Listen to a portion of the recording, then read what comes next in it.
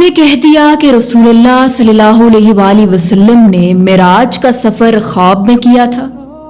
اللہ نے تو قرآن میں واضح فرمایا ہے، سبحان الذی اسری بعبدہ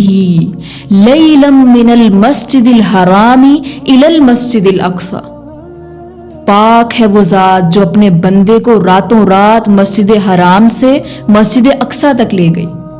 اسی طرح سورہ نجم میں بھی ذکر آیا، اور احادیث میں تو آپ کو ساری ڈیٹیلز ملیں گی کہ کس طرح رسول اللہ صلی اللہ علیہ وآلہ وسلم کا سینہ مبارک چاک کیا گیا، پھر مختلف مقامات دکھاتے ہوئے آپ کو بیت المقدس لے جایا گیا جہاں آپ نے انبیاء کی امامت کروائی، پھر آسمانوں پر لے جایا گیا جہاں آپ کی ملاقات حضرت آدم علیہ السلام اور دیگر انبیاء علیہ السلام سے ہوئی، جنت دکھائی گئی، دوزخ دکھائی گئی، بیت المعمور دکھایا گیا اور سدرۃ المنتہا لے جایا گیا۔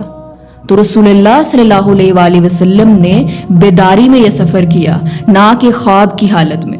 رسول اللہ صلی اللہ علیہ وآلہ وسلم کی معراج اللہ کے عظیم معجزوں میں سے ایک معجزہ ہے، خدا را اسے سمجھیں۔